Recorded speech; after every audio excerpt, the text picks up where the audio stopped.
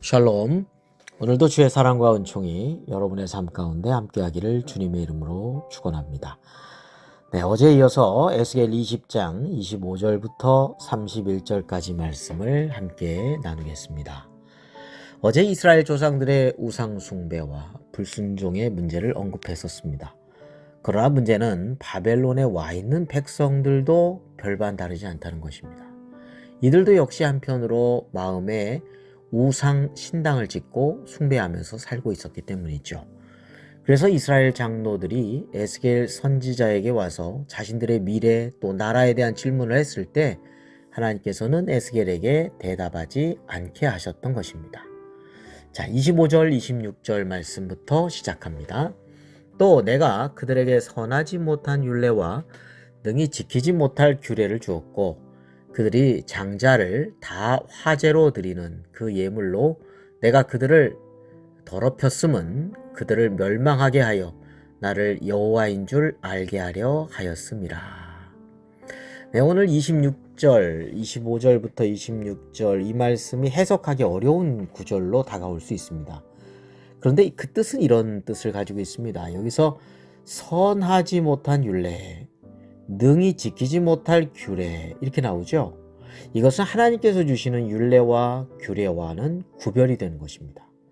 바로 우상을 섬기는 이방의 우상의 규례와 우상의 율례를 말합니다. 그래서 선하지 못하고 지키지 못할 것이다 이렇게 말씀하고 있죠.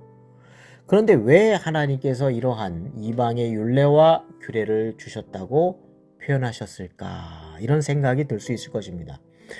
여기서 주셨다라고 하는 것의 의미는 그냥 내버려 두셨다라고 하는 의미입니다.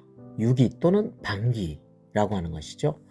다시 말해서 이스라엘 백성들이 아무리 하나님께서 선지자들을 보내셔서 이야기를 해도 또 이야기를 해도 듣지 않으니 결국은 그대로 내버려 두시게 되는 어떤 면에서 무서운 심판입니다. 26절에서 장자를 다 화제로 드리는 그 예물로 내가 그들을 더럽혔음은 그들을 멸망하게 하여 이렇게 하고 이제 말씀하고 있는데요. 이 역시 참 어려운 구절이지요. 장자를 화제로 드리는 것은 화제는 불로 태우는 제사를 말하죠. 장자는 큰아들이죠. 맏아들. 이것은요 몰렉 우상 숭배에서 나온 겁니다.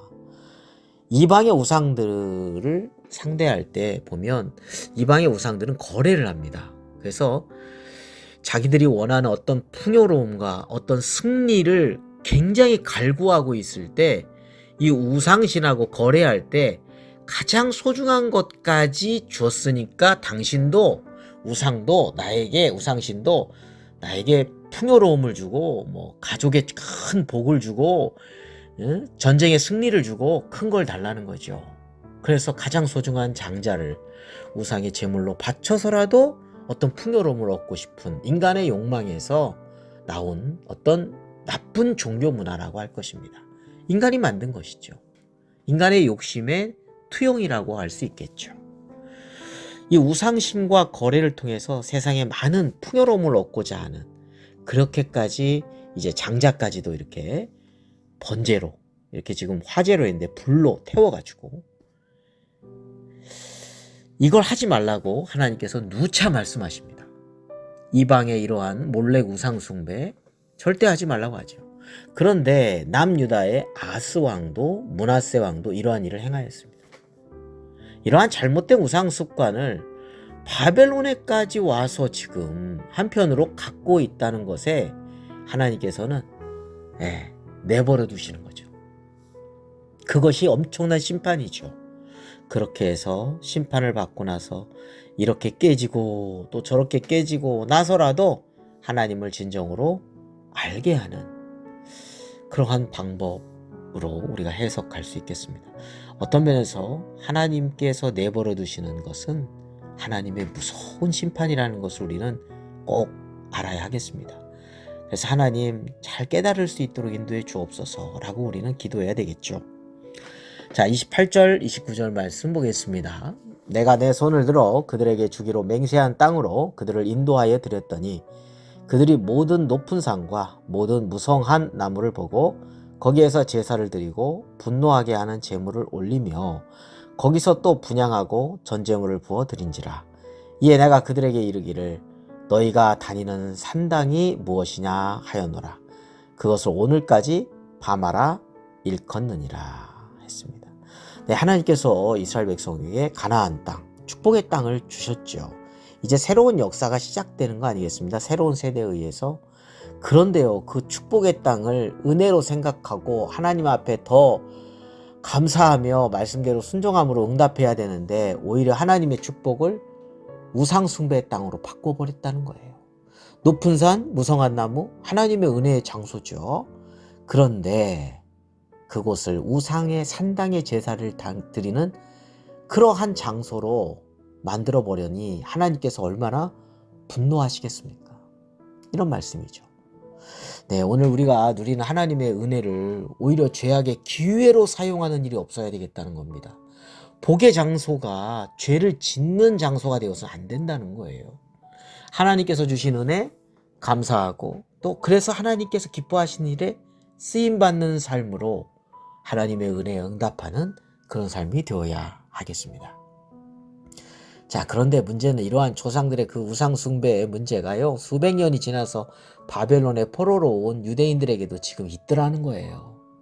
우상 숭배의 장소, 그 산당이 오늘 29절에 보니까 오늘까지 바마라 일컫느니라 했습니다. 그래서 바마는 산당이라는 말입니다. 끊어야 할 우상 숭배를 여전히 못 끊고 있는 안타까운 모습을 말씀하고 있는 것이죠. 자, 30절, 31절 말씀 보겠습니다. 그러므로 너는 이스라엘 족속에게 이르라.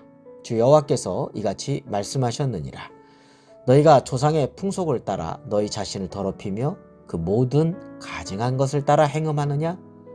너희가 또 너희 아들을 화제로 삼아 불 가운데로 지나게 하며 오늘까지 너희 자신을 우상들로 말미암아 더럽히느냐?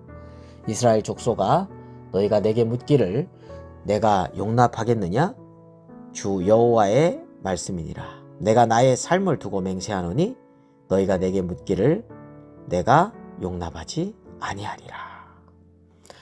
이렇게 계속되는 이스라엘의 그 우상 숭배의 문제를 해결하지 못하고 아닌 척하면서 에스겔 선지자에게 나와서 질문하는 이스라엘 장로들의 이중적인 마음을 품고 있는 것을 주님이 아시고 그 질문에 대해서 하나님께서 용납하지 않으신다는 것이죠.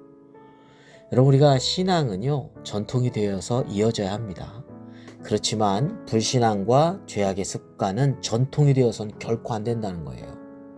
잘못된 불신앙의 죄악된 습관은 우리 대에서 꼭 끊어내야 하는 그런 문제라는 것을 우리는 알아야 되겠습니다. 네, 기도드리겠습니다. 거룩하시고 자비로우신 하나님 아버지, 우리의 마음속에 여전히 남아있는 완악한 산당 바마를 이 시간에 정직하게 있다면 다 내어놓게 하여 주시옵소서. 죄의 길로 고집스럽게 나아갈 때 우리를 내버려 두지 마시고 사랑의 매로 간섭하셔서 생명의 길로 돌이키게 하여 주시옵소서. 주님께서 주신 은혜의 장소 또 축복의 기회를 하나님을 경노하게 하는 죄의 도구로 변질시키는 일이 없게 하여 주시고 조상 때부터 혹여나 이어진 어떤 악한 영적인 흐름이 있다면 또 이중적인 어떤 신앙의 습관들이 있다면 우리 대해서 예수님의 이름으로 끊어지게 하여 주시옵소서. 마음의 우상을 끊어버리고 오직 정결한 중심을 회복하여 주님만을 섬기게 하여 주옵소서. 거룩한 신앙의 유산을 또한 자녀들에게 물려주는 믿음의 통로가 되어서 하나님의 응답을 누리는 삶이 되게 하여 주옵소서. 우리를 모든 죄악에서 건져주시는 우리 구주 예수 그리스도의 이름으로 기도드립니다.